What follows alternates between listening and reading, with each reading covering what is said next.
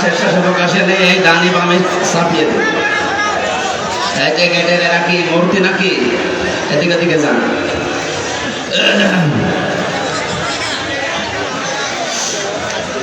আলহামদুলিল্লাহ আলহামদুলিল্লাহি রাব্বিল মাশরিকাইন ওয়া রাব্বিল মাগরিবাইন আল্লাযী খালাকা কুল্লা শাইইন যাওজাইন ওয়া আওজাবা আলাইনা আল-ইহসানা বিল ওয়ালিদাইন ওয়া নাশহাদু আন লা ইলাহা ইল্লাল্লাহু ওয়াহদাহু লা শারীকা লাহু وأشهد أن محمدا عبده ورسوله سيد الكونين صلى الله عليه وعلى آله وأصحابه وأتباعه أجمعين ليلا ونهارا في الطرفين فقد قال الله تعالى في كلامه المجيد وقرآنه التوحيد এবার চুপ করো। এই জায়গায় যারা দাঁড়িয়ে আছেন এদের দাঁড়িয়ে দিন তো। আপনি এক মাস বসতি করো যা বুঝলেন।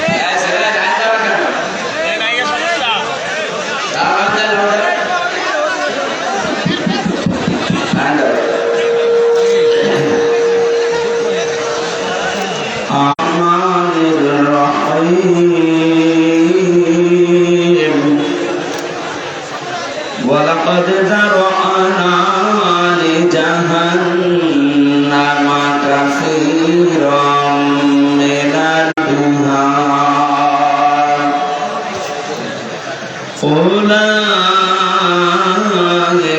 كالأنعام بل هم أضل أولئك هم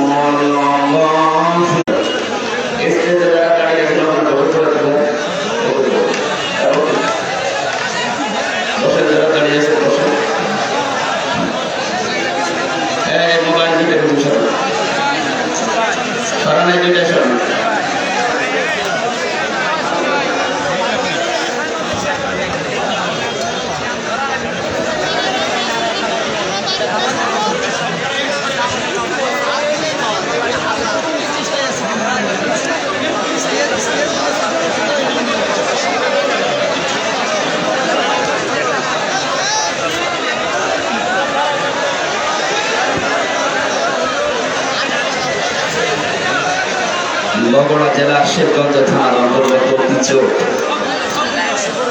বেলতলী ঐতিহাসিক ঈদগাহ মাঠে 2 দিন ব্যাপী তাফসীরুল কোরআন মাহফিলে আমার কণ্ঠ যদি কিছু হয় না আমার খবর আছে।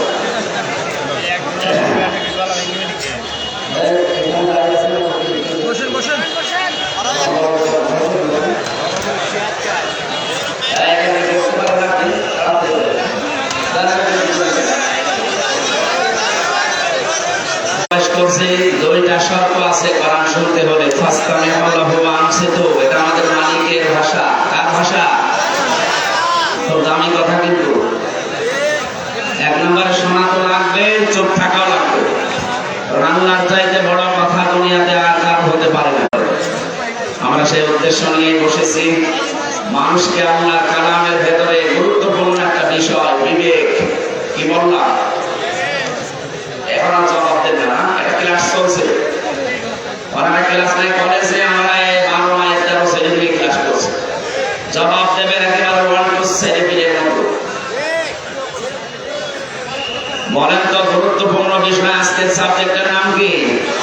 বিবেক, আরো জোরে বলে। বিবেক যদি কেউ কাজে লাগায় সে রাস্তা হারাবে না। বিবেক কাজে লাগে না, এই জন্য দেশটা হারিয়ে গেছে। 15.5 বছরে যারা ছিল বলেন তো ওদের বিবেক কি ছিল না মরে গিয়েছিল? তো জীবিত মানুষ পিটিয়ে ছাড়া তার লাশের উপরে ডান্স দিতে পারে, কি মানুষ বলা যায়? পশুও তো এত নিচে নামে না, কথা বলে না কেন? সুতরাং যারা আমরা এসেছি, আমরা আশা করছি আমরা মানুষ, আদমের সন্তান, আশরাফুল মাখলুকাত। আদমের সন্তান দুই প্রকার হয়, একটা সুসন্তান, একটা কুসন্তান। আবু জেহেল, আবু লাহাব, উতবা, শাইবা, ফিরআউন, হামান এরা ছিল কুসন্তান। এরা আদম সন্তান। এরা কি সন্তান? আপনি এখন বিশ্বের দিকে তাকান, গুগলে সার্চ দেন, 6 জন মানুষের নাম গণহত্যার তালিকায় বেশি আসবে। তার ভেতরে যিনি পালিয়েছে ওনার নাম আছে।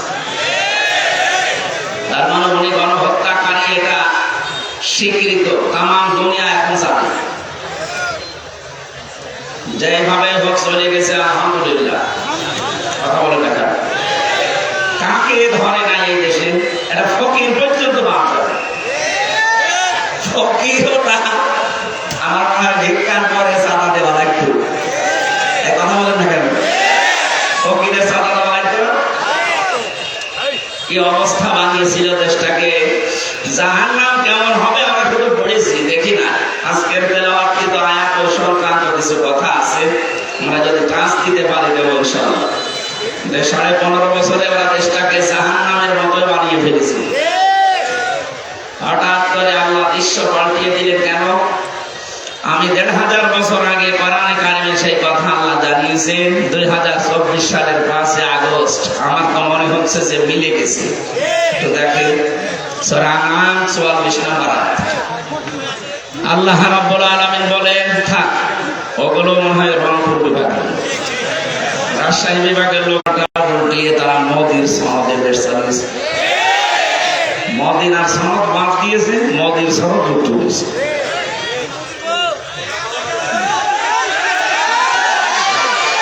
এর মোবাইলটা ধরে ওই দূরে তোমাদের কাছে ফিকে মারে। এটা মানুষ নাকি একে একে বিবেক মরে গেছে? হ্যাঁ, মানুষকে ডিস্টার্ব করে খালি।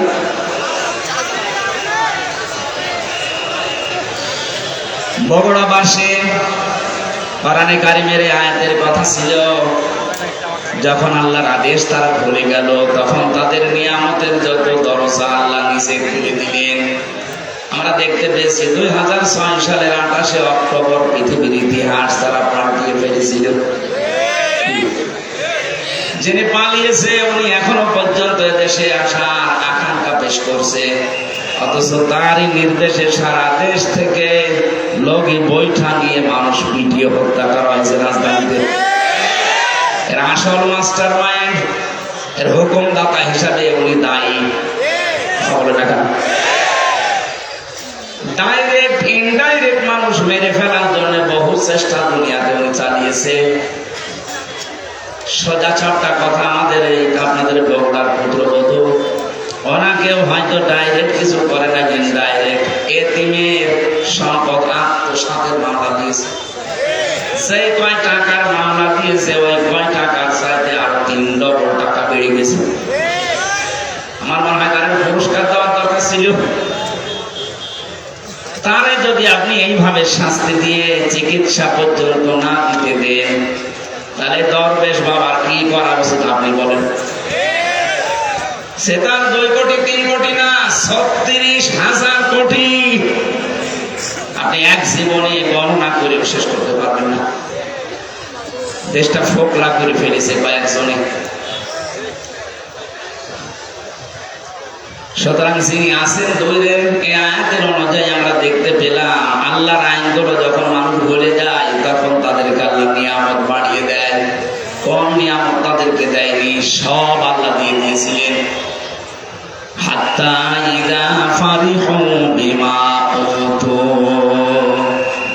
আল্লাহ পাক বলেন এই মানুষগুলো আমার এই নিয়ামত পাওয়ার পরে দানকৃত এই সম্পদ, এই ক্ষমতা, এই প্রভাব প্রতিপত্তি, এই টাকা পয়সা, অর্থ সম্পদ, এই সুস্থতা, এগুলো পাওয়ার পরে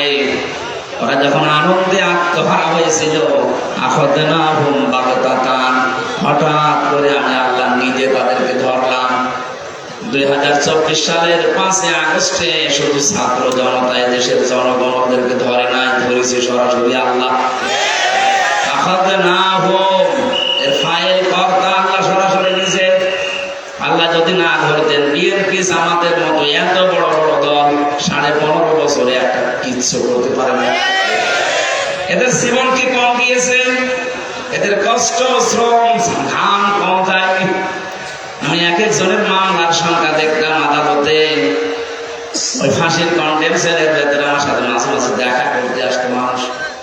জিজ্ঞাসা করতে কয়টা মামলা, এক একজন বলছে 313টা, 560টা। সারা জীবন চলে যাবে শুধু হাজিরা দিতেই। খালা সবাই আপনার বিবেক কোন জায়গায় গিয়েছিল বলেন? একটা মানুষের নামে 313টা মামলা দিল মানুষ। হ্যাঁ, তাও যদি দোষ করে মামলা খায় মেনে নেওয়া যায়, কিচ্ছু জানে না, ঘরে শুয়ে আছে, ঘুমের ভেতরেই ঘুম ভেঙার পরে যাচ্ছে জেলখানায়। কি গো তুই গাছ কেটেছিস কোন সময়? স্বপ্নে। এরকম স্বপ্নে মামলা ছিল না দেশে? হাজার হাজার ছিল। সুতরাং এই অবস্থার যারা সৃষ্টি করেছিলেন, আল্লাহ নিজে বলছেন আমি তাদেরকে তাদের পাপের বোঝা যখন পরিপূর্ণ হয়ে গেছে তখন আমি নিজে তাদেরকে ধরলাম। বাপ কাতান শব্দটা কোরআনে আছে। আকস্মিক ভাবে তাদেরকে এমন ভাবে ধরেছি ওরা যে দুপুরের খাবার খাবে সে সময়টা পায়নি।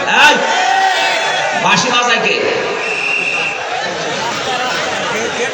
ওর পিঠের ওপর একটা দেন। থাক, সে যেখানে দাঁড়িয়ে আছে বসে আছে থাক, কথা না বললে হবে। কথা বলবেন না ভাই, আমার এমনিতে শারীরিক অবস্থা ভালো, কথা বলবেন না।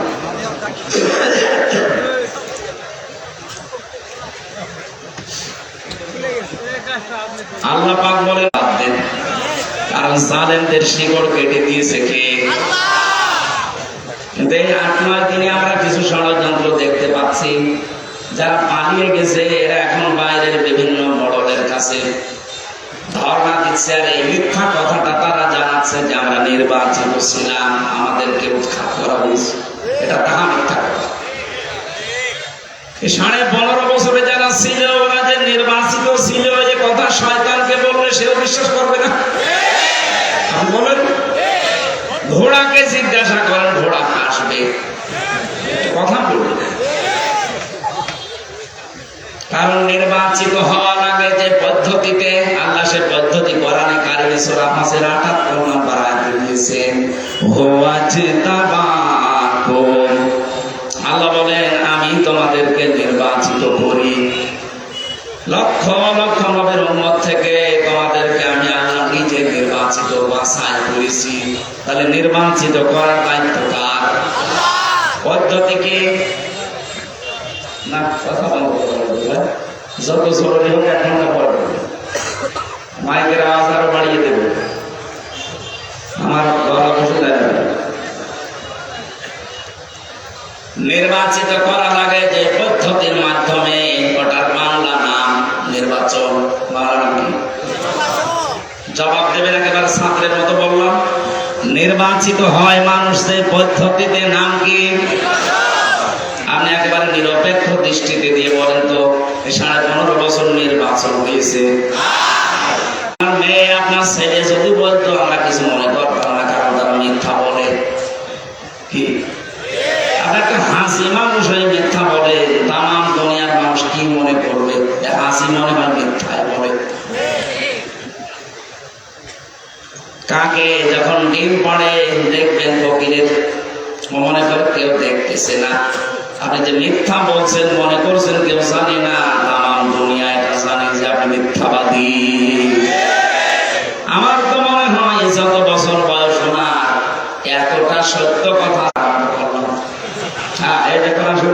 এইভাবে বলছেন। আমি আল্লাহর নামে ভোট কাটলাম, ফসল পর্যন্ত কাজ শেষ করার পরে এটা জমা দিয়ে দিলাম বাক্স, গোসল করলাম। 4 লাখ মানুষের প্রায় লাগে, ভোট লাগে, আর আপনি সব একটা একা দিয়ে দিলেন আর বছর আমি আস্তে আস্তে বললাম। আগে আমার মতো 4 লাখ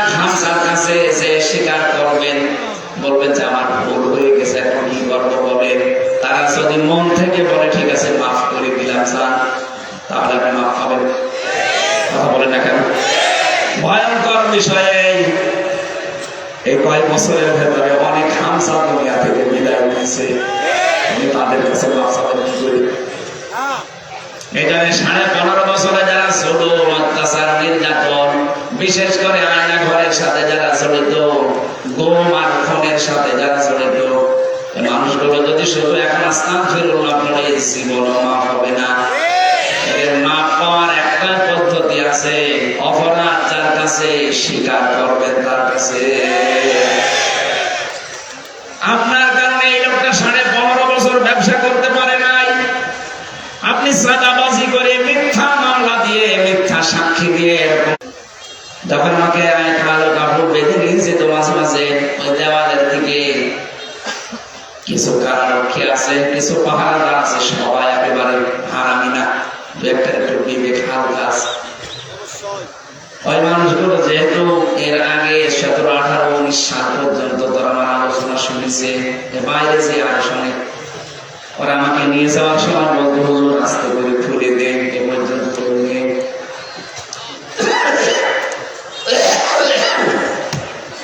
মাটির নিচে ওই সুরঙ্গ ঘর দিয়ে যখন নিয়েছে, এত বড় বড় নখ হয়ে গেছে, দেওয়ালের সাথে খুশিয়ে খুশিয়ে গেছে, মোবাইল নাম্বার দিয়ে নিচে লিখে দিয়েছে, ভাই যদি মাইকে যেতে পারে এই নাম্বারে বলবেন যে আমি বেঁচে আছি।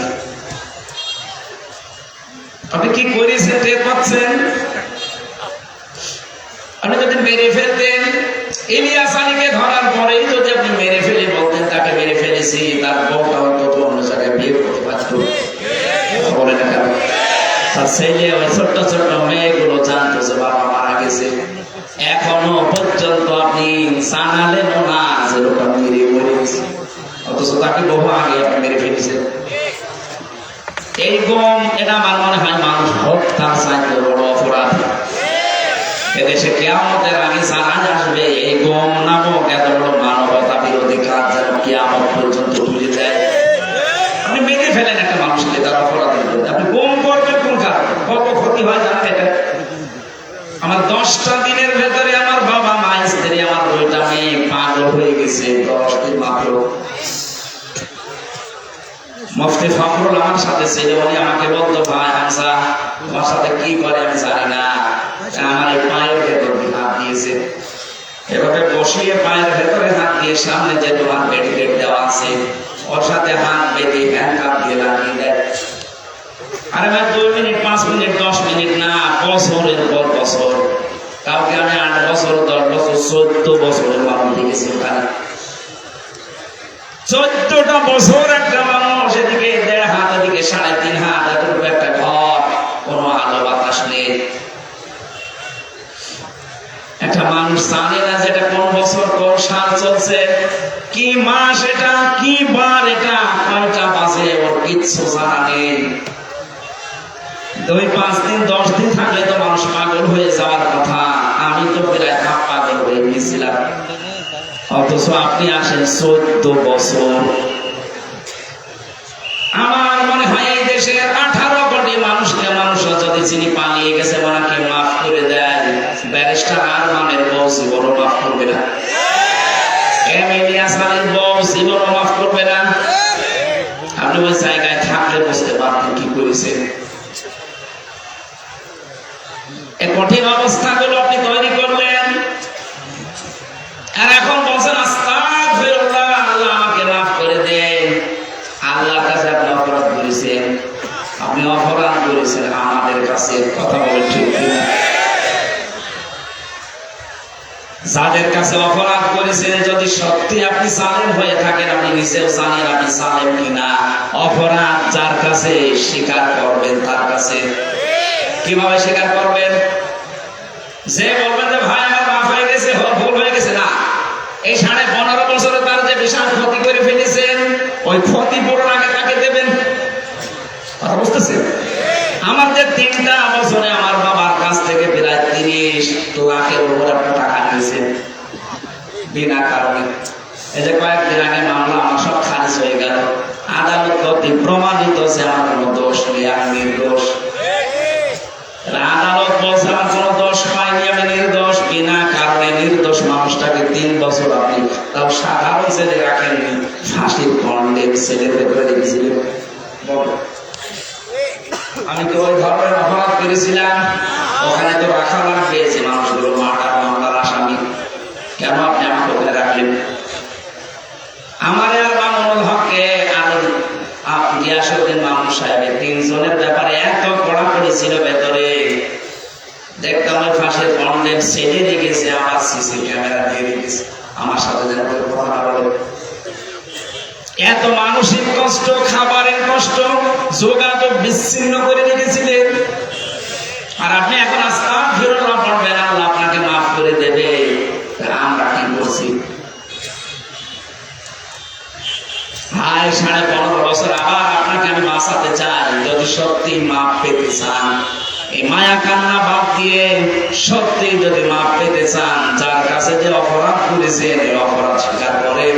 আর ওই অপরাধের জন্য যা যা ক্ষতি হয়েছে ক্ষতিপূরণের, কাউকে মিথ্যা মামলা দিয়েছেন, মিথ্যা সাক্ষী দিয়ে তাকে 5 বছর জেল খাটিয়েছেন, ওই 5 বছরে তার যে বিশাল ক্ষতি করে ফেললেন, ওই ক্ষতিপূরণ আপনাকে দেওয়া লাগবে। আমার মনে হয় এই তাওবা যদি বাংলাদেশে আরম্ভ হয়, আগামীতে যারাই রাষ্ট্রনায়ক হবে, আগামীতে যারাই দেশ নায়ক হবে, তারাও চিন্তা ভাবনা করে দেশ চালাবে। কথা বলেন না কেন? আর এই তাওবা যদি না হয় দেশে, এই পৃথিবীতে সন্ত্রাস মুক্ত করা কখনো সম্ভব হবে না। মানুষের ভেতরে যে আজকে দিন দিন এদের অপরাধ প্রবণতা বাড়তে থাকবে। আমরা আশা করি আজকে থেকে অপরাধ যার কাছে করবেন, ক্ষমা চাবেন তার কাছে। একটা হাদিস বলছে, যুবতী মেয়ে এসে বলে, হে রাসূল, আমি জেনা করে ফেলেছি। নবীজি বললেন, কাউকে বলবা না, চলে যাও। মেয়েটি আবার এসে বলে, হে রাসূল, আমি জেনা করেছি। আপনি যদি সত্যি স্বীকারই করেন না, যাওয়ার সময় এমন বদনাম করবো জীবনে কেউ মাইক দেবে না। কানে আওয়াজ লাগবে, আমার কানে আওয়াজ লাগবে, দরকার হয় মাইক কানের দিকে ঘুরিয়ে দেবে। আধা ঘন্টা পরে আমি জানছি না, গল্প বসে যাবে। তাড়াতাড়ি করেন, বাইরে আওয়াজ দেওয়ার কোনো দরকার নেই। আর এখানে দুজন বসে কি দেখছেন, কি একজন থাকেন, একজন বাইরে কাজ করেন। সুবহানাল্লাহ আলহামদুলিল্লাহ লা ইলাহা ইল্লাল্লাহ সুবহানাল্লাহ আলহামদুলিল্লাহ।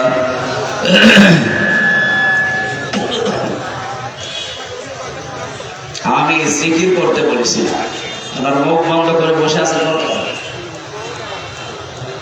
নাকি জবান বন্ধ করে দিয়েছে আল্লাহ। সুবহানাল্লাহ আলহামদুলিল্লাহ লা ইলাহা ইল্লাল্লাহ লা ইলাহা ইল্লাল্লাহ মুহাম্মাদুর রাসূলুল্লাহ। আল্লাহুম্মা সাল্লি আলা সাইয়্যিদিনা মাওলানা মুহাম্মাদ ওয়া আলা আলি সাইয়্যিদিনা মাওলানা। বগুড়াবাসী নবীজি তিনবার মেয়েটাকে ঘুরিয়ে দিলেন। মেয়েটি আবার সামনে এসে বলে, হে রাসূল, আমাকে মুক্ত করেন, আমি জেনার গোনা নিয়ে মারা যেতে চাই না। আমি জানি 3টা অপরাধের শাস্তি মরণের পরে ডবল করে আল্লাহ দেবে। কয়টা? আরো জোরে বলেন। ওয়াল্লাযীনা লা ইয়াদউনা মা'আল্লাহি ইলাহান আখারা। 1 নম্বরে দুনিয়ায় যারা আল্লাহর সাথে অন্য কাউকে ডাকে তাদের শাস্তি ডবল হবে। আর এটা বাংলাদেশে বেশি। আল্লাহকে ডাকছে, কিছুক্ষণ পরে দেখবেন ইয়ানি বাবা, কাল্লা বাবা, ফাতে বাবা, এগুলো চট্টগ্রাম বিভাগে বেশি। এই কুমিল্লা ব্রাহ্মণবাড়িয়া দেখবেন ইন্টারনেটে কি জিকির চলছে। কিছুক্ষণ আল্লাহ জিকির করার পরে দেখবেন উল্টাপাল্টা জিকির। আল্লাহর সাথে যারা অন্য কাউকে ডাকবে এদের শাস্তি হবে ডবল।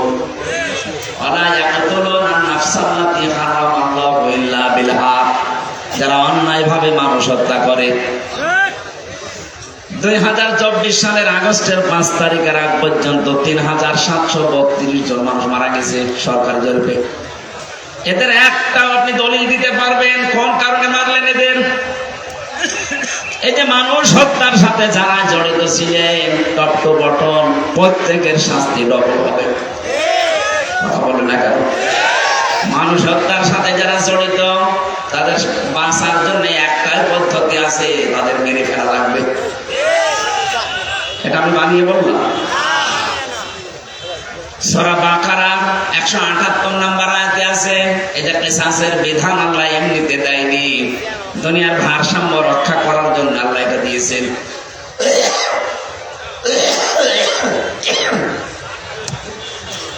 সুতরাং যারা মানুষ হত্যার সাথে জড়িত আপনাদের আখিরাত শেষ, আপনি মারা গেলে জাহান্নামী। ওমাই ইয়াকতুল মুমিনা মুতাআম্মিদান ফাজাযাউহু জাহান্নাম। সূরা নিসার 93 নম্বর আয়াত। আল্লাহ বলেন যারা মানুষ হত্যা করে তাদের 1 নাম্বার শাস্তি জাহান্নাম। কি বলেন বলেন? আপনার আখিরাত তো শেষ। দুনিয়ায় যদি আপনি বৈধভাবে এখন বেঁচে থাকতে চান, যারা এই 3732 জন মানুষ হত্যার সাথে জড়িত, ফাইনাল কথা তাদের মেরে ফেলা লাগবে। কোন বুদ্ধি নেই আর।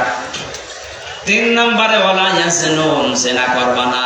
যারা দুনিয়ায় জেনা করে এই মানুষগুলোর শাস্তি কয়টা? ডবল। বলেন বলেন?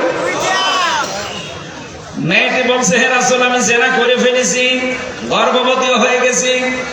বিশ্ব নবী বললেন তোমার অপরাধ হয়েছে কিন্তু বাচ্চাটার অপরাধ নেই, ওটা আগে খালাস হোক। খালাস হওয়ার সঙ্গে সঙ্গে আসবো, আমি বিচার করে দেব। যে এসেছে বলে হে নবী এই যে আমার বাচ্চা, আপনি আমাকে মুক্ত করেন অপরাধ থেকে। ও বগুড়াবাসী, আমার কথা হচ্ছে মেয়েটা আরবি ভাষার লোক, আরব দেশের। তার ভাষা মাতৃভাষা কি? বলেন বলেন? নবীজিকে তাকে বলতে পারতেন না ঠিক আছে যা হয়েছে হয়েছে, গোপনে আস্তাগফিরুল্লাহ পড়ি নাও? আর তাকে কি আস্তাগফিরুল্লাহ মুখস্থ করানো লাগতো? সে তো তার মুখস্থ আছে, কারণ সে আরবি ভাষার লোক, একবার শুনলেই তো পড়ে ফেলতো। সে কি আস্তাগফিরুল্লাহ পড়লে তার মাফ হয়ে গেছে? কেন নবীজি তাকে বললেন যে ঠিক আছে যাও? 10 মাস 10 দিন পরে এসেছে বাচ্চাটা নিয়ে, বললেন না এখনই হবে না, তোমার স্তনের দুধ আছে, এই বাচ্চার অধিকার 2 বছর, এটা আগে কমপ্লিট করে আসো। বাচ্চাটা যখন শক্ত খাবার খাওয়া শিখবে তখন আসবা। ঠিক এসেছে। যখন আসলেন ডাক দিয়ে বললেন হে রাসূল তাড়াতাড়ি করেন। সে কিন্তু জানে যে বিচার কি হবে, সে নিজে জেনে এসেছে। বিশ্বনবী নিজে ছেলেটাকে এক সাহাবীর আন্ডারে দিয়ে দিলেন।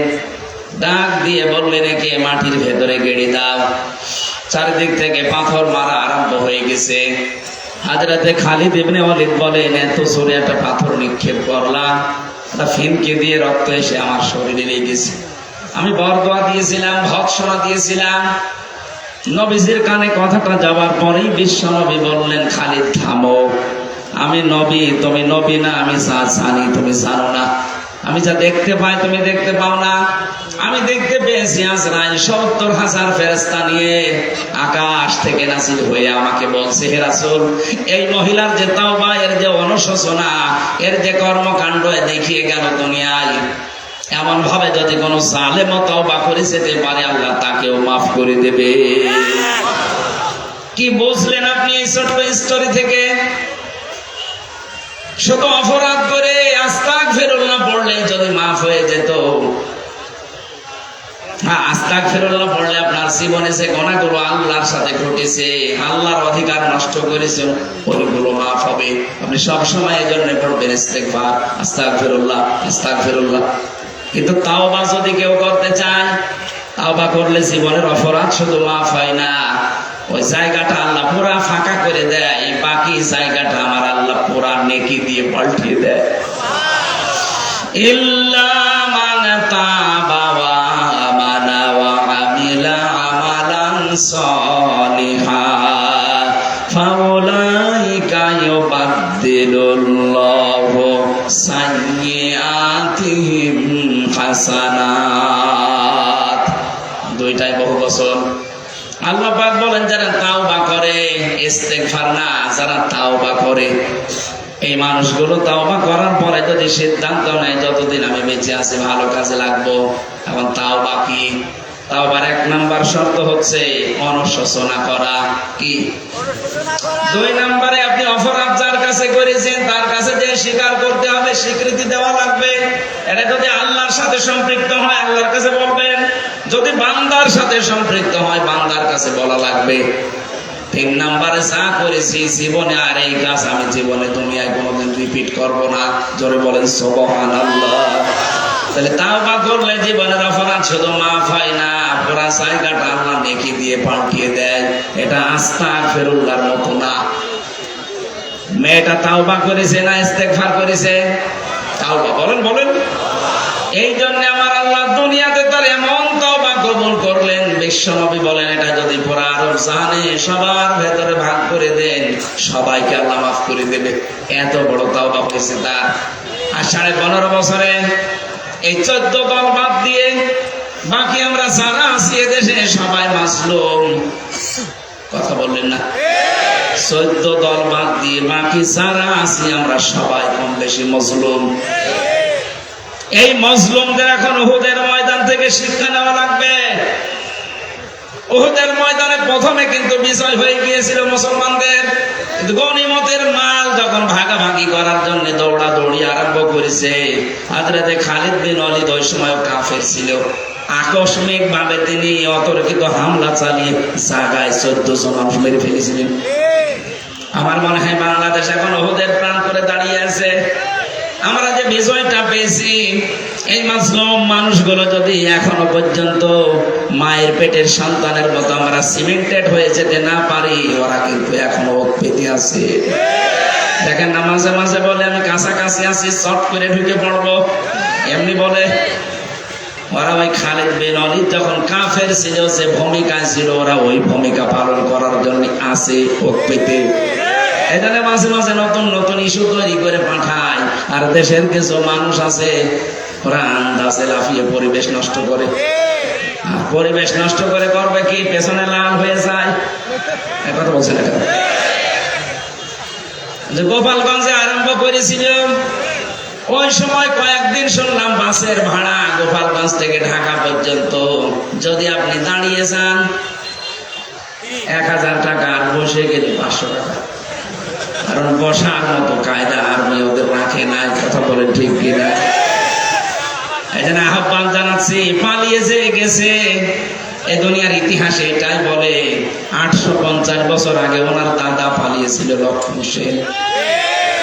কথা বলেন না? ওনার দাদা কথা বললাম কেন? আমার ফাঁসি চাই বইটা পড়েন, দেখেন ওনার জন্মের ইতিহাস লেখা আছে।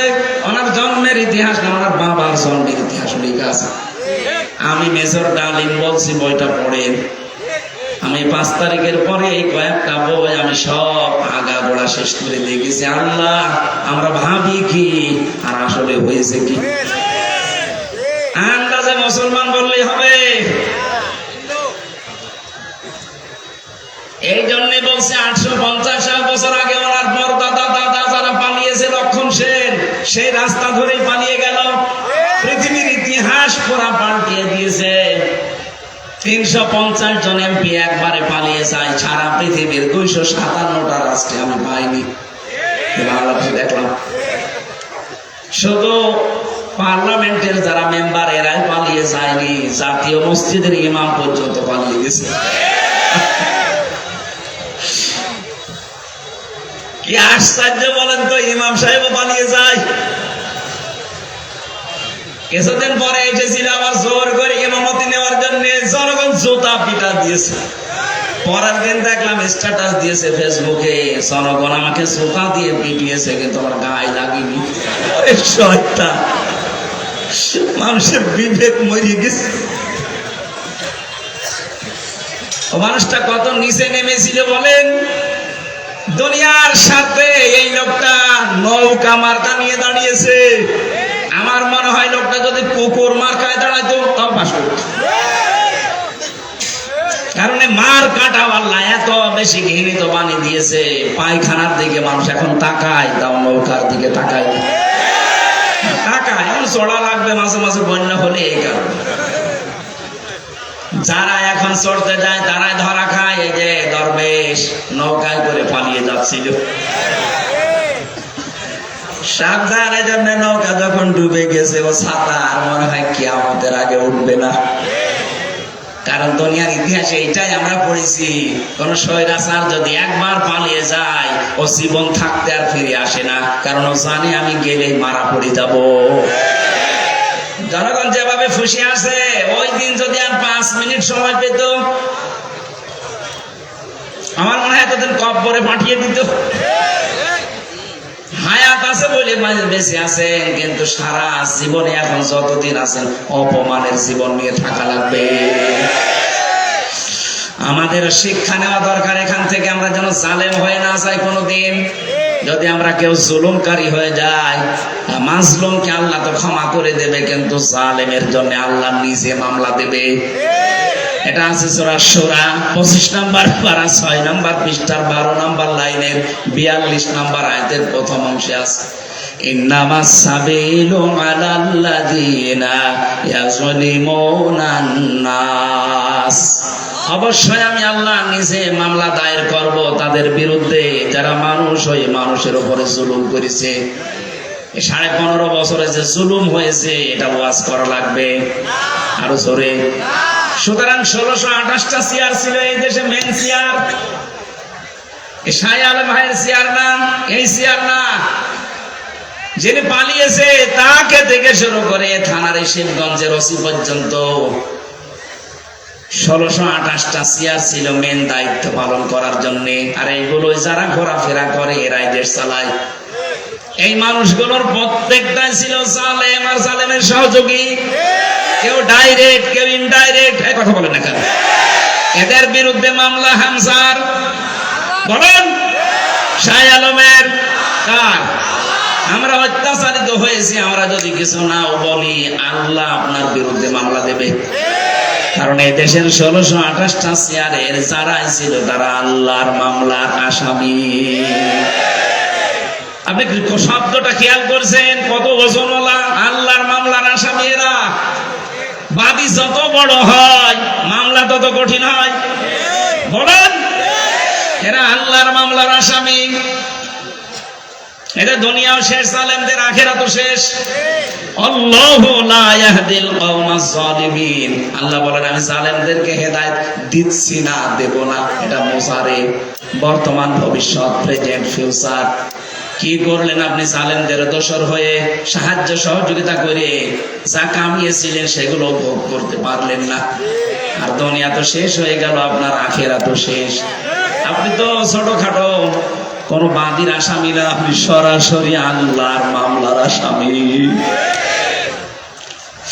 আপনার দিকে তাকিয়ে এখন আফসোস হয় মাঝে মাঝে, কি করলেন আপনি?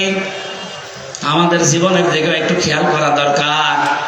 আমি আমার ইমান থেকে বলছি, এখানে যারাই আমরা আছি 200 বছর পরে যদি এই জমিনে কেউ আমরা ঘুরে আসি, আমার নিজের বাড়ি, বানানো বাড়ি, আমাকে আমার নাতি ছেলে ছেলে তারা উঠতে দেবে? বলেন তো দুনিয়াটা কেমন? এই বাড়ি ঘর জমি জায়গার জন্য এমন কোনো কিছু করি নাই, সব আমার জীবনে ছিল, সে বৈধ অবৈধ বলেন। অথচ মাত্র 200 বছর পরে এখন ফিরে আসবেন, আপনাকে আপনার ছেলের ছেলের ছেলে 3 পুরুষের পরে আপনারা চিনবেও না, উঠতেও দেবে না। কোরআনে কারিমে আল্লাহ আমাদেরকে কথাটা বারবার আমাদের বিবেকের কাছে ধাক্কা দিয়েছেন, আমাল হায়াতুদ দুনিয়া ইল্লা মাতাউল গুরুর। ও পৃথিবীর বান্দা বান্দিরা, একটু বিবেকটা কাজে লাগাতে পারো না? দুনিয়ার জীবন কিন্তু ধোঁকা। তোমার মা বাবাও ধোঁকা, সন্তান ধোঁকা, স্ত্রী ধোঁকা। দুনিয়ায় একটু ভান করে থাকো, দেখো চোখ বন্ধ করে, সব ধোঁকা ধরা পড়ে যাবে। সুতরাং আমরা যেন পাগলামি না করি কেউ। বিশাল ধোঁকা আমাদের সামনে যেটা দেখা দিচ্ছে এখনো আছে, এই ধোঁকায় পড়ে আমি আমার আখিরাত নষ্ট করতে পারি না। আমার আখিরাত যেন আমার সামনে 1 নম্বরে থাকে, দুনিয়া যেন আমার পেছনে থাকে। তাহলে আখিরাত যদি কেউ 1 নম্বর বানায়, দুনিয়া আমার আল্লাহ তার কপালে যা আছে এমনি দিয়ে দেবেন। আমরা কি আখিরাত সামনে রাখতে রাজি আছি? বলেন বলেন। আমার এবার তেলাওয়াত কি আয়াত সূরা আরাফ কাফ 179 নম্বর আয়াত। আজকের আলোচনার বিষয় যেটা বলেছিলাম নাম হচ্ছে বিবেক। নাম কি? এটা যাদেরকে আল্লাহ দিয়েছেন, এই বিবেক যাদের কাছে লাগে না, একেবারে অ্যাক্টিভ হয়ে মিশে যাবেন কোরআনের সাথে। আল্লাহ পাক বলেন ওয়ালাকাদ যারানা লিজাহান্নামা কাসীরাম মিনাল জিন্নি ওয়াল ইনস। অধিকাংশ মানুষ আর জিন জাহান্নামে যাবে, এই জন্যই তাদেরকে বানিয়েছি। কে বলছেন? আল্লাহ। প্রশ্ন আসতে পারে তাহলে আমার দোষ কি? অধিকাংশ মানুষ আর জিন যদি জাহান্নামে যায় তা আমার কি দোষ? হ্যাঁ, এখানে আল্লাহ 3টি ইন্দ্রিয় শক্তির কথা দিয়েছেন। যাদের ভেতরে এই 3টা আছে, যদি কাজে না লাগে সে জাহান্নামে যাবে, যার কাজে লাগবে সে জান্নাতি। একেবারে কাটছাট সহজ কথা। 1 নম্বরে লাহুম কুলুবুল লা ইয়াফকাহুনা বিহা, যাদের কলব আছে কিন্তু চিন্তা ভাবনা নেই। এই যে আপনাকে বিবেক আল্লাহ দিয়েছেন, কিন্তু বিবেকটা আপনি কাজে লাগান না। বিবেক কাজে লাগাতে পারলে আপনি রাস্তা হারাবেন না, রাস্তা পেয়ে যাবেন। একেবারে গোড়াতে শিকড়ে আল্লাহ হাত দিয়েছেন আমাদের। হালাতা আলাল ইনসানি হিনুম মিনাদ দাহরি লাম ইয়াকুন শাইআম মাযকুরা। আল্লাহ পাক বলেন হামজা, একটু কি খেয়াল করো না, বিবেকটা কাজে আমার লাগে না? যে তুমি জন্মের আগে উল্লেখ করার মতো কিছুই ছিলে না। আমার এই যে 33 বছর বয়স, এখন 34 বছর আগে হামজা নামে আমার বংশে যেহেতু কেউ ছিল না, আমার বংশে আমার এই রিয়াজ এবং ফেরোজা এই মাধ্যমে আমি দুনিয়ায় আসলাম। কেউ আলোচনাও কোনোদিন করেছে যে এখানে হামজা নামে একজন এসেছে? মাত্র 34 বছর আগে। আল্লাহ পাক আমাকে এটা স্মরণ করাচ্ছেন কেন? কারণ একটা দুর্বল জায়গায় আঘাত দিয়েছেন আমার। আমি যখন কিছুই ছিলাম না, নেই থেকে আস্তে আস্তে আমার আল্লাহ হামজা বানিয়ে চেয়ারে বসিয়েছে। এখানে মা বাবার দায়িত্ব শুধু বিছানায় থাকা, বাকি যা করার কে করেছে? একটু বিবেকটা এদিকে কাজে লাগাতে পারেন না? আল্লাহ আমাদের একটা স্মরণের মাধ্যম দিয়েছেন এইভাবে, ফালিয়ানজুরিল ইনসানু মিম্মা খুলিক খুলিকা মিম্মা ইগদাফিকি ইয়াখরুজু মিন বাইনিস সলবি ওয়াত তারাইব। মানুষকে একটু নজর করে দেখে না যে কি দিয়ে তারে বানালাম? বাবার স্ফলিঙ্গ দিয়ে দ্রুত গতিতে বের হয়ে যাওয়া পানিটা দিয়ে, যেটা একবার বের হলে শরীর থেকে গোসল ফরজ হয়ে যায়। যে পানির ছাড়া পৃথিবীর কোন মার্কেটে 4 আনাও দাম নেই। কথা বলে কেউ ফিরিয়ে দিলেও আপনি নেবেন না। এরকম একটা না পাক দুর্গন্ধযুক্ত পানি দিয়ে আল্লাহ আমার অস্তিত্ব আরম্ভ করলেন। আল্লাহ পাক বলেন এই পানিটা যখন মায়ের রেহেমের ভেতরে যায়, বাবার মাকে দিয়ে আমি আল্লাহ এই 2টা নাপাক পানি এক জায়গায় 4-8টা জিনিস বানাই। চুল, রগ, হাড় আর পর্দা, রক্ত, গোশত, চর্বি আর চামড়া। বিজ্ঞান ভিত্তিক আলোচনায় যখন তাফসীর গুলো আমি মিলিয়েছি, দেখেছি হ্যাঁ এই 4-8টা জিনিস এক। আল্লাহ পাক বলেন মানুষ বানাতে কম পক্ষে 13টা উপাদান লাগে। 13টা বিষয় এক জায়গায় না হলে দুনিয়ায় আপনি আসতে পারবেন না। আসলেও অপূর্ণাঙ্গ হয়ে আসবেন। 4-8টা নয়, আপনার মার বাবা 2 জনেরটা নিয়ে বানালেন, বাকি 5টা এখনো 13 হতে কয় লাগে? এই 5টা আমার আল্লাহ নিজের রব নামের কারণে দিয়েছেন। ওয়াজআলা লাকুমুস সামআ ওয়াল আবসারা ওয়াল আফইদা। আল্লাহ বলেন শ্রবণ শক্তি, দর্শন শক্তি, বাক শক্তি, আকেল শক্তি আর ঘ্রাণ শক্তি, এর ভেতরে যদি একটাও তোকে কম দিতাম দুনিয়ায় আসতে ঠিক, কিন্তু অপূর্ণাঙ্গ হয়ে। যদি বাক শক্তি না দিতাম কথা বলতে পারতে না। বিজ্ঞান এখন প্রমাণ করছে কয়েক ইঞ্চি জায়গায় মানুষে কথা বলে, এক একটা কথা তৈরি হতে 27টা ধাক্কা লাগে। কয়টা? আপনি কম্পিউটার ভেড়াবেন, আমি তা দেখিয়ে দিতে পারবো। 27টা স্তর পার করার পর একটা কথা তৈরি হয়। পৃথিবীর কেউ আপনাকে এই কথা বলার যোগ্য যোগ্যতা দেয়নি, দিয়েছে কে? দুঃখজনক হলো সত্য, ওই 15.5 বছরে আল্লাহর এই বাক শক্তি সালেমরা কেড়ে নিয়েছিল।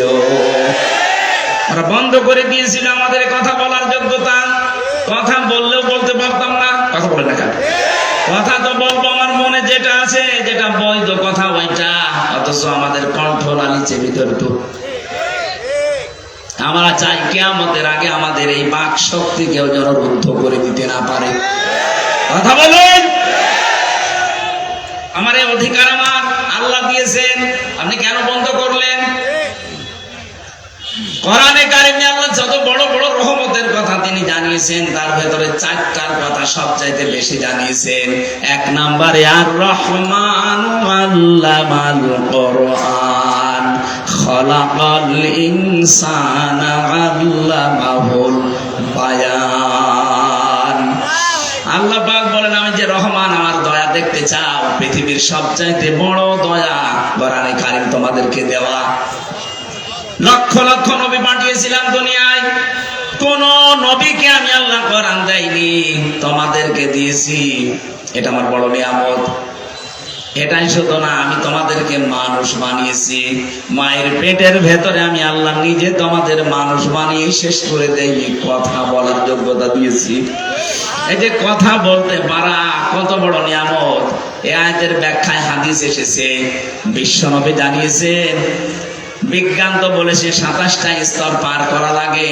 নবীজি বলেছেন প্রতিটি স্তরে একটা একটা করে আল্লাহর ফেরেশতা বসে আছে।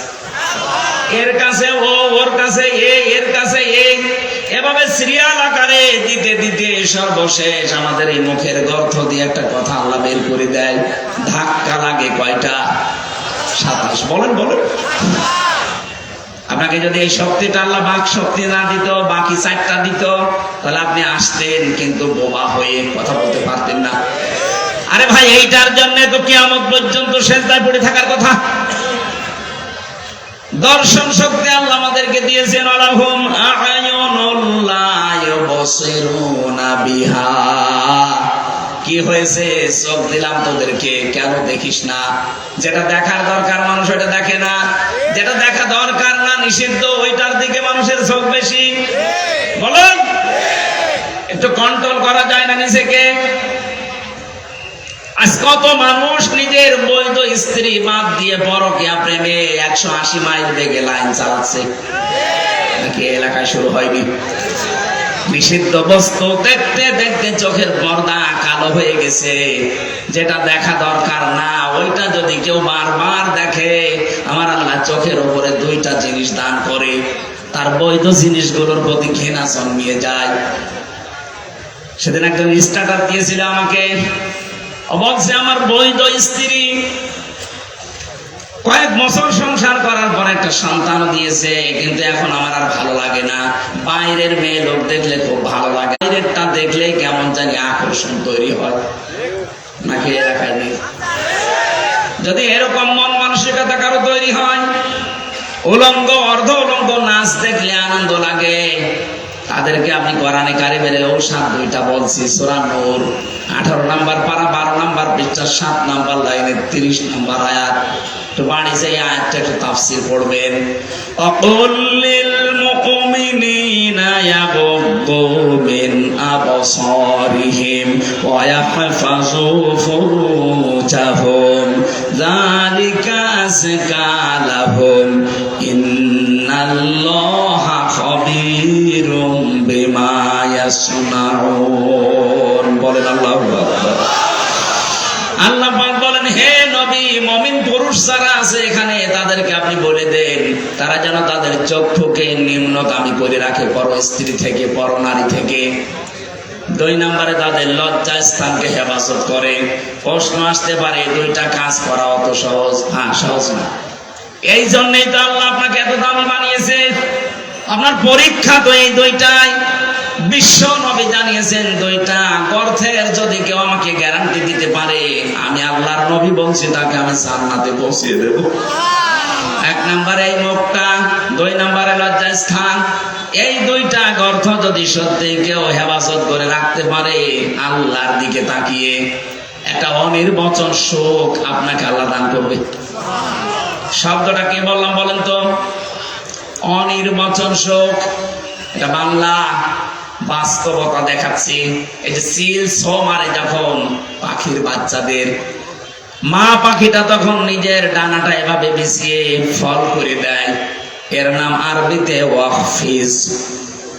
আল্লাহ বলেন ডানা এভাবে ডাউন করার পরে ফল করে দেয়, যখন শার্ট করার পরে যখন ফল করে, তোমরা দেখতে পাও পাখির এই পরগুলো এত মোলায়েম, এত নরম, এত সফট, একটার সাথে আরেকটা যখন মিলে যায়, ডাউন করার পরে যখন ফল করে, এর নিচে বাচ্চাগুলো সে একটা আনন্দ পায়, একটা সুখ পেয়ে যায়। ওদের মনে মনে এই চিন্তা, এই বিশ্বাস তৈরি হয় যে যেখানে আসি এখানে অন্তত দুনিয়ার কেউ ছো মেরে নিয়ে যেতে পারবে না। তখন ওরা কিসির মিসির আওয়াজ দেয়। বাংলাতে এদেরকে বলা হয় অনির্বাচন সুখ। আপনি যদি সত্যি আল্লাহর ভয়ে আজকে আপনার এই চোখের যে গোনা আছে এটা বন্ধ করে দিতে পারেন, আপনার হৃদয়ের ভেতরে আল্লাহ আলাদা ভাবে একটা সুখ নিজে দান করবেন।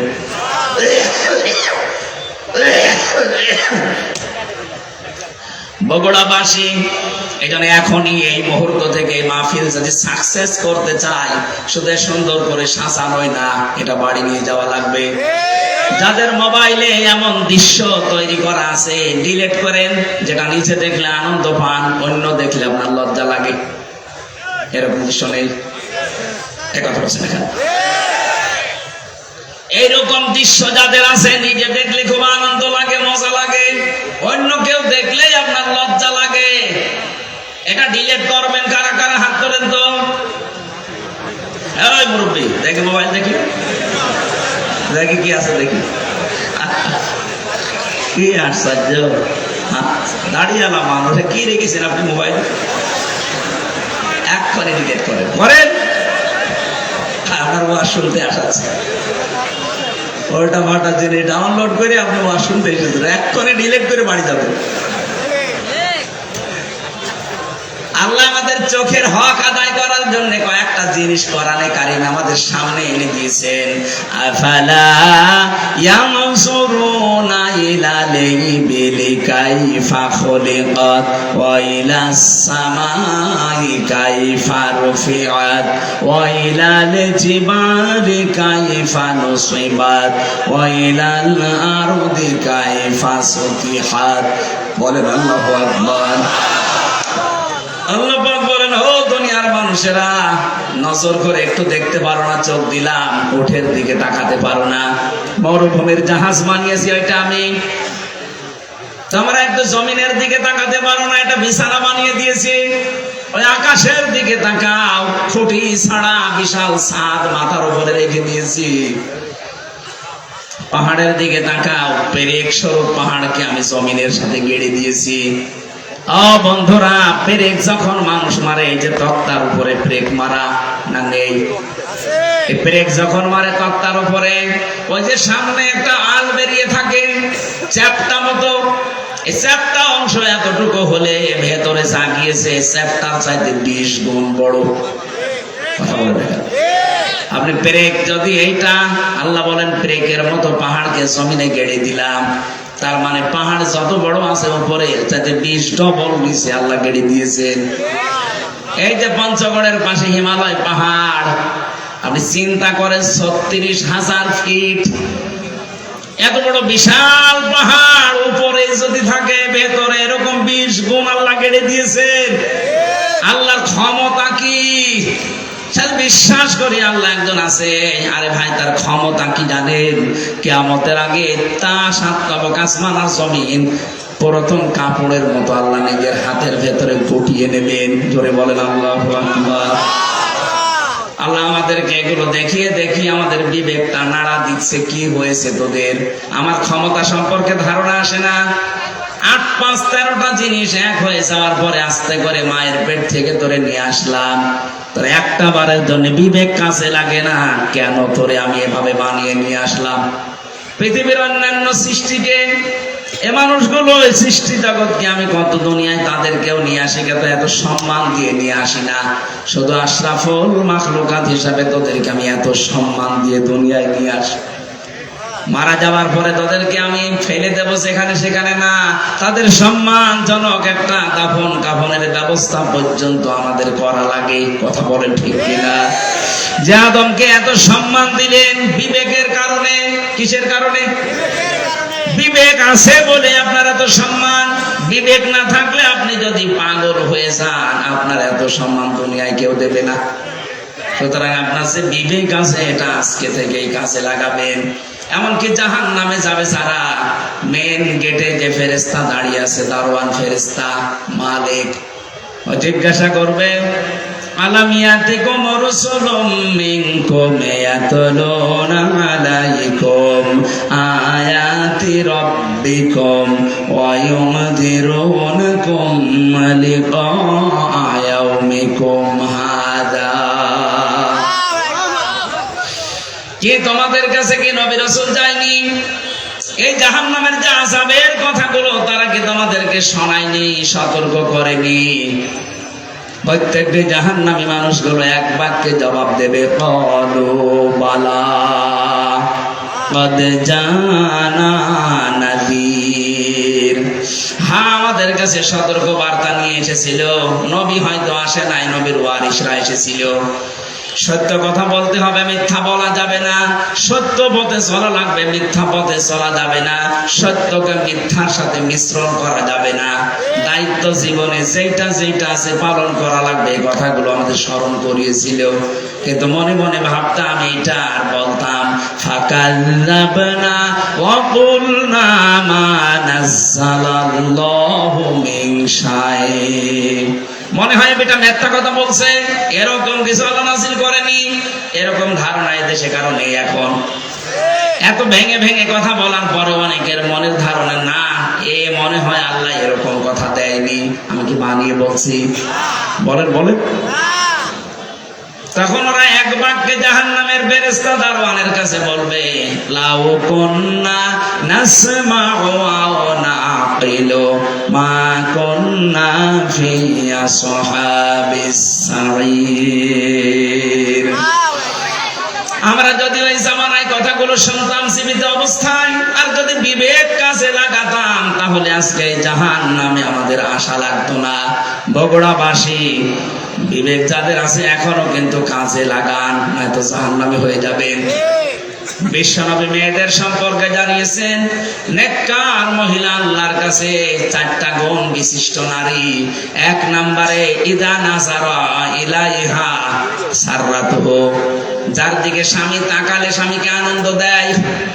আজ হাজারো মহিলা পরিবারে এটা করে না, এটা মনে করো দুনিয়ার কাজ না, এটা আখিরাতের কাজ। স্বামী বাইরে থেকে যখনই আসবে, আপনার কথাবার্তা দিয়ে, অভ্যর্থনা দিয়ে, ওয়েলকাম দিয়ে, ব্যবহার আচার দিয়ে, খেদমত দিয়ে, যেভাবেই হোক তার মনটা তরুতাজা করা লাগবে। নবীজি বলেছেন, কোন মহিলা যদি স্বামীকে আনন্দ দিতে গিয়ে, হাসি খুশি করতে গিয়ে দাঁত বের করে ফেলে, যেই কয়টা দাঁত তার স্বামী দেখে আনন্দ পাবে, ওই কয়টা সওয়াব পাবে। ওরা দাঁত দেখায় স্বামী বাদ দিয়ে বিয়াইকে, ওলা ভাইকে। কথা বলেন না কেন? ওয়াইদা গাবা আনহা হাফিজাতুহু, 2 নম্বরে ওই মহিলার জন্য জান্নাতের 8টা দরজা খোলা থাকবে। যেই মহিলার স্বামী বাড়ি থেকে চলে গেলে, অনুপস্থিত থাকলে সে তার নিজের ইজ্জত আবরু সম্ভ্রমকে হেফাজত করে রাখে। কত মহিলার স্বামী বাড়ি থেকে চলে যেতে দেরিও মনে হয় যে ঈদ বেঁধে গেছে ওর।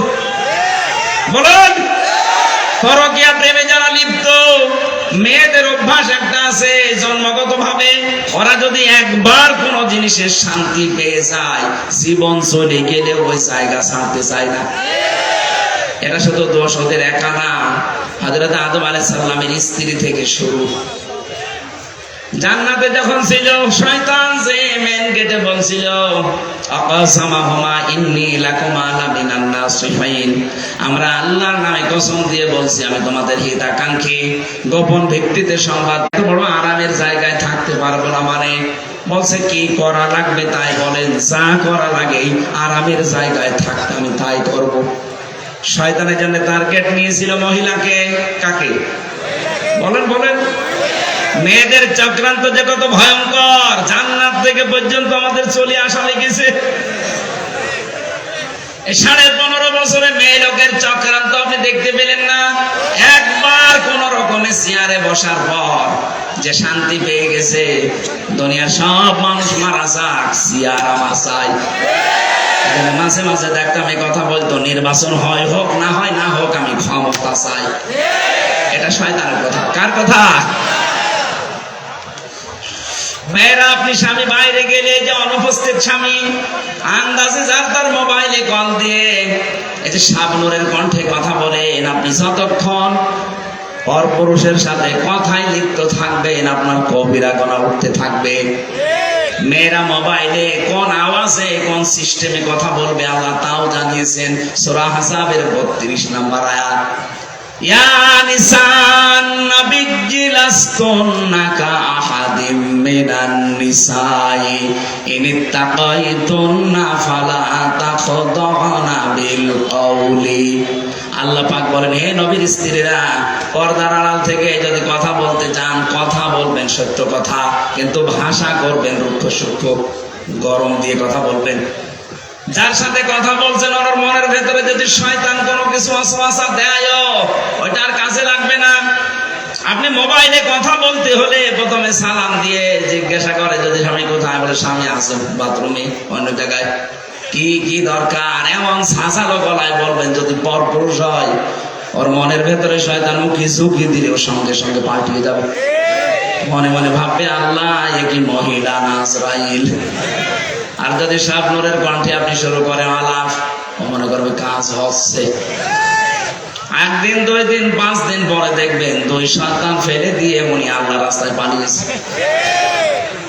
এই জন্য স্বামী যখন বাড়ি থাকে না, স্বামীর সন্তান, স্বামীর সম্পদ, স্বামীর ইজ্জত, আবরু হেফাজত করে রাখা নেককার মহিলার গুণ। 3 নাম্বার, ওয়াতুইনু আলা দীনি যাওজাতিহা।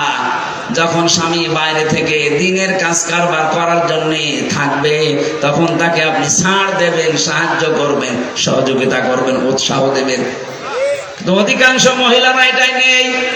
দিনের কাজে, মানবতার কাজে, 10টা মানুষের কর্মসংস্থান তৈরি করার জন্য স্বামী কাজ করছে, আপনি তার উৎসাহ দেবেন। আরো কথা বলেন না? একটা মসজিদ বানিয়ে দিলে কয়জন মানুষ নামাজ পড়বে? নাই 2000। কথা বলেন না কেন? একটা রাস্তা যদি কেউ সংস্কার করে দেয়, একটা ব্রিজ বানিয়ে দেয়, লক্ষ লক্ষ মানুষ রাস্তায় হাঁটবে। 1000 মসজিদ বানানোর চাইতে একটা ব্রিজ, কালভার্ট সংস্কার করা আল্লাহর কাছে দামি। এরকম মানবতার পক্ষে যে কাজগুলো, মানবতাকে সাহায্য করার জন্য, আল্লাহর দ্বীন প্রচারের জন্য, কায়েমের জন্য, প্রতিষ্ঠার জন্য যারা কাজ করে বেড়ায়, নেককার স্ত্রীর কর্তব্য হচ্ছে তাকে উৎসাহ দেওয়া, সাহায্য করা। খাদিজাতুল কুবরা এইটাই করেছিলেন নবীর জন্য। এই জন্য আল্লাহ তাকে নিজে সালাম পাঠিয়েছেন। সুবহানাল্লাহ বলতে পারেন না? আপনাকে সালাম দেবে কি করে? আপনি তার বাধা দেন। আপনার স্বামী কি মদ গাঁজা খেয়ে বেড়াচ্ছে? সে তো মানবতার পক্ষে কাজ করছে, 10টা মানুষের কর্মসংস্থান তৈরির জন্য চেষ্টা চালাচ্ছে। সমাজের জন্য কাজ করে যারা, মানবতার জন্য, ইসলামের জন্য, তাদের স্ত্রীরা যেন ছাড় দেয়, সাহায্য করে, উৎসাহ দেয়। এটা নেককার মহিলা। 4 নাম্বারে, স্বামী যেটা পছন্দ করে, নেককার হতে চাইলে ওইটা আপনাকে পছন্দ করা লাগবে, যদি জায়েজ হয়। আমি সহ যত স্বামী এখানে আছি, প্রতিটি স্বামী আমরা চাই এবং পছন্দ করি মন থেকে। যে কোরআন হাতে নিয়ে বলছি, মন থেকে আমি চাই এবং পছন্দ করি বিয়ের পরে যেন আমার মা বাবা আমার সাথে থাকে। কথা বলেন না কেন? 100টার আজ 98টা মহিলা এটা চাই না। নামাজ পড়ে, রোজা রাখে, কালো বোরকা পরে, কিন্তু স্বামীকে মাঝে মাঝে খোঁচায়, কি আর কতদিন একসাথে থাকবা, আলাদা হবা না। এই কথাটা শুধু ওই মেয়ে লোকের না, ওই মেয়ে লোককে হাওয়া দিচ্ছে ওই মেয়ে লোকের মা আর বড় বোন। ওখান থেকে শুধু হাওয়া দেয়। আর কতদিন থাকবে একসাথে? আরামে খেতে চাইলে আলাদা হও। এরকম শাশুড়ি আর বড় শালী কার আছে? হাত তোলেন তো। একজন আছে না? কি আর কি মারা কথা আছে? সত্যি আছে। সম্মানিত মা বোনেরা, আপনি মনে করেছেন আমি নামাজ পড়ি, রোজা রাখি, কালো বোরকা পরে জান্নাত আমি পাবো না? পাবে কি? কে বলেছে আপনি জান্নাত পাবেন? জান্নাতে যেতে হলে আপনার স্বামী যেটা পছন্দ করে ওটা যদি জায়েজ হয়, আল্লাহর কসম আপনার কষ্ট হলেও মেনে নেওয়া লাগবে। এই যে কয়েকদিন আমি গিয়েছিলাম আগে নীলফামারী কিশোরগঞ্জ থানা, একটা বৃদ্ধাশ্রমে ঢুকলাম। কতগুলো মা আর বাবা বসে আছে, তাদের চোখের দিকে তাকালে মনে হচ্ছে ওরা সন্তানের জন্য বরদোয়া দিচ্ছে। কত কষ্ট লাগে একটা সন্তান বড় করতে। যারা বাবা আছে জিজ্ঞাসা করে দেখে, একটা ছেলে একটা মেয়ের পেছনে 25 বছর 22 বছর শ্রম দেওয়ার পরে তার বিয়ে দেওয়া হয়। আমার মনে হয় আমার এই ছোট্ট মেয়েটাকে নিয়ে আমি যে ঝামেলায় আছি, আমাকে নিয়ে আমার বাবা মা ঠিক এই ঝামেলায় ছিল। প্রতিটি মানুষের পেছনে তার মা বাবা ঠিক এইভাবে শ্রম দিয়েছে।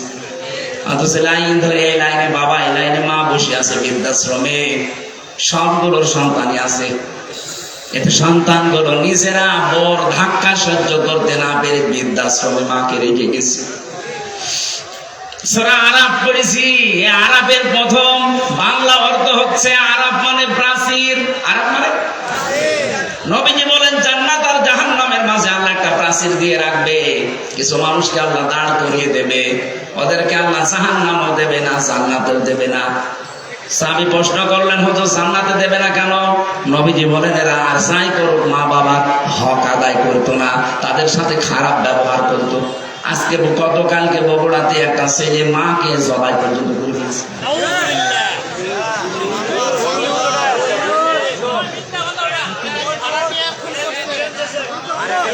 সে যেই হোক ছড়িয়েছে তো এই সংবাদ। এটা যদি নাও হয়ে থাকে, এরকম জঘন্য কাজ বাংলাদেশ সহ বিশ্বে এখন অনেক জায়গায় হচ্ছে। নিজের মাকে পর্যন্ত জবাই করে ফেলতে পারে যে সন্তান। আমার মনে হয় আরাফ নামক প্রাচীরে অলরেডি দাঁড়িয়ে আছে। সাহাবী বললেন, হুজুর ওরা জাহান্নামে যায় না কেন? বিশ্বনবী বলেন ওদেরকে আল্লাহ জাহান্নামে দিচ্ছে না, কারণ ওরা দুনিয়াতে দিন কায়েমের জন্য চেষ্টা করত। সুতরাং আপনার জীবনের মেন টার্গেট বানাবেন আল্লাহর দিনকে করে জমিনে কায়েম করা যায়। সে যেভাবেই হোক, পদ্ধতি যদি এই দুনিয়াতে আল্লাহর পাঠানো সিস্টেমের বাইরে যায়, ওই পদ্ধতি মারা যাবে না, যেটা সিএমবিরা করে না। ইসলাম কোনদিন এই পৃথিবীতে জঙ্গিবাদ, সন্ত্রাসী, বোমা হামলা এটা সমর্থন করে নাই, করবেও না। এই পৃথিবীর ময়দান শান্ত রাখার জন্য আল্লাহর যে নিয়ম আছে, রসুলের দেখানো যে পদ্ধতি আছে, এইটা অ্যাপ্লাই করে যদি কিয়ামত পর্যন্ত লাগে, দিন কায়েম না হয়, আপনার অসুবিধা নেই, আপনি চেষ্টা করার কারণে বেতন পেয়ে যাবেন। কথা বলেন না কেন? আমাদের চেষ্টা থাকা লাগবে কি করে আলা আলাহুল খালক ওয়াল আমর, এই জমিন আল্লাহ বানিয়েছে, কি করে আল্লাহর জমিনে আল্লাহর দিন এখানে দাঁড় করানো যায়। এটা আমি করতে পারলে ভালো, না করতে পারলো আমার লস নেই। আমার বিকাল 5টা মানে জীবনের শেষ দিনে আল্লাহ আমাকে বেতন দিয়ে দেবে, আর আমার বেতনের নাম জান্নাত। বেতনের নাম কি? এজন্য আমাদের বিবেকটা আজকে আমাদের কাজে লাগানোর সময়। দুনিয়াতে যাদের বিবেক কাজে লাগে না, কোরআনের ভাষায় সূরা আনফাল 22 নম্বর আয়াত, ইন্না শাররাদ দাওয়াবি ইনদাল্লাহি সুম্মুল বুকুমুল্লাযীনা লা ইয়াকিলুন। দুনিয়াতে যাদের বিবেক কাজে লাগে না, আল্লাহ বলেন হে নবী ওদেরকে মানুষের মতো দেখতে মনে হলো, ওগুলো জানোয়ারের চাইতেও খারাপ। আমি বারবার বলছি কেন শব্দটা, কারণ 15.5 বছরে যারা ছিল একটারও বিবেক কাজে লাগে নাই। আপনার যদি বিবেক ন্যূনতম কাজে লাগতো, বিনা ভোটের এমপি হয়ে আপনি বুক ফোলাতে পারতেন না? আপনার লজ্জা করতো না? জনগণ আমাকে নির্বাচিত করে না, আমি পরিচয় দিয়ে করে যে আমি এমপি। বিবেক কোথায় গিয়েছিল? পুকুরে প্রসাব করেছিল বিবেকে। সারা দুনিয়া ধিক্কার দিয়েছে 15.5 বছর, এরপরও মাটি কামড়িয়ে সিয়াদ ধরে পড়ে আছে। আল্লাহ এত বড় লাথি দিয়েছে, এখন আদালতে নিতে গেল দেখি লাথি খায়। কয়েকদিন আগে ইনো একটা লাথি খেয়েছে না? শুধু ওরে না, যারা জালেম ছিল প্রত্যেককে লাথি দেওয়া দরকার।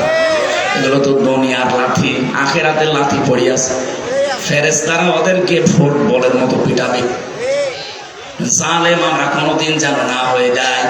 ওয়ালাহুম আযানুল্লাহ ইয়াসমাউনা বিহা, যেগুলো শোনার তোমরা শোনো না। কি হয়েছে? কান দিলাম, শুনতে চাও না কেন? উলাইকা কালানাম, এই 3টি ইন্দ্রিয় শক্তি যাদের দিলাম, যারা কাজে লাগায় না, এই মানুষগুলো জানোয়ার। কে বলছে? আল্লাহ। বলেন বলেন। আপনি নিজেকে এবার নিজে প্রশ্ন করে দেখেন তো, আল্লাহ আপনাকে বিবেক দিয়েছে, চোখ দিয়েছে, কান দিয়েছে, যাদেরকে দেয়নি তাদেরটা বাদ দিলাম, কিন্তু যাদের দিয়েছে আপনি কি জবাব দেবেন? এক অন্ধ আমার সাথে খাবার খাচ্ছিল, এটা কুমিল্লা, হঠাৎ দেখে বিদ্যুৎ চলে গেল, আমরা চিল্লা পাল্লা আরম্ভ করেছি, অন্ধ আমার হাত চেপে ধরে বলছে হুজুর চিল্লান, মাত্র 1.5 মিনিট 2 মিনিট কারেন্ট চলে গেছে, আপনি চিল্লাচ্ছেন, অথচ আজ 42 বছর আমার জীবনে কারেন্ট নেই। আল্লাহ যদি চোখটা সত্যি আপনাকে না দিত কি হতো বলেন তো? আপনার জীবনে কত লাতি গোতা, কত মানুষের অপমান অপদস্থ সহ্য করা লাগবে। এই জন্য কাজে লাগান, এটা যদি দেখার শক্তি পেয়েছেন, শোনার শক্তি পেয়েছেন, বিবেকটা আল্লাহ দিয়েছে, পাগল বানায়নি। সত্যি যদি কাজে লাগাতে না পারেন, আপনি আল্লাহর কাছে জানোয়ার। আল্লাহ বলেন বালুহুম আদল, তার চাইতেও তুই আমার কাছে নিকৃষ্ট। উলাইকা হুমুল গাফিলুন, তুই গাফেল। আর গাফেলের জন্য আল্লাহর বানানো বাগান জান্নাত নেই। মেয়েদেরকে যে 4টা কথা বললাম, যখনই স্বামী আপনার দিকে নজর দেবে, স্বামীকে খুশি করবেন।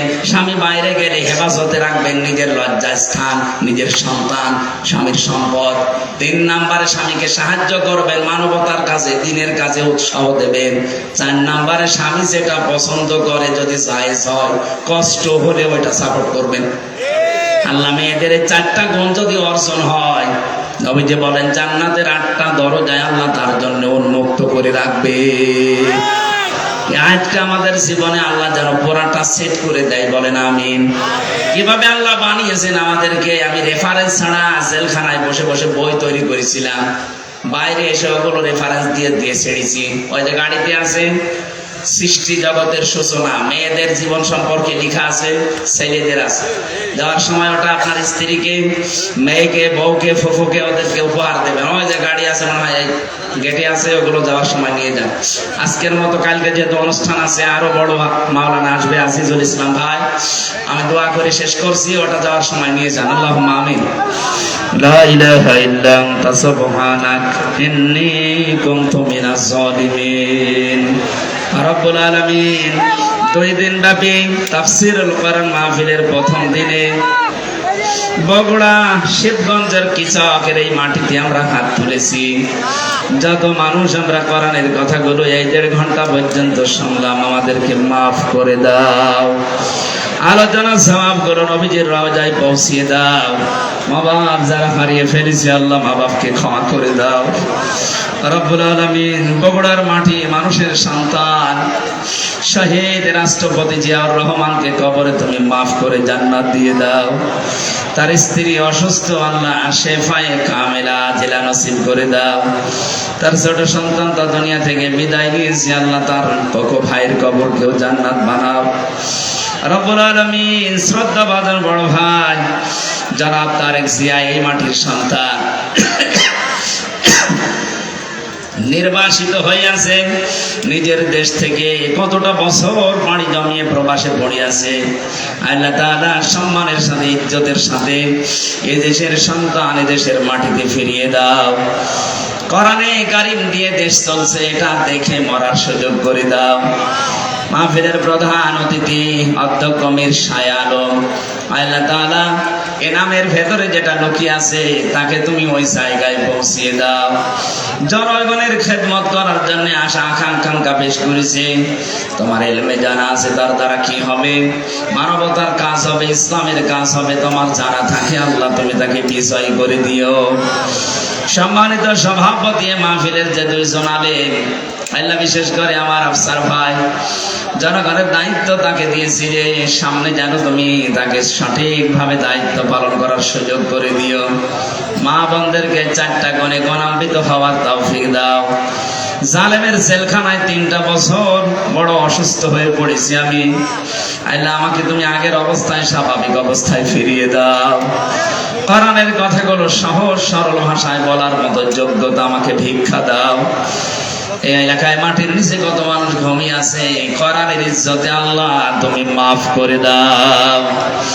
জেলখানায় আমার পাটনা শ্রদ্ধাভাজন বড় ভাই জনাব মিয়া নুরুদ্দিন অপু, আল্লাহ তার সন্তানের জন্য দোয়া চেয়েছে, ছেলেটাকে কবুল করো, তার শরীরকে তুমি সুস্থ রাখো আল্লাহ।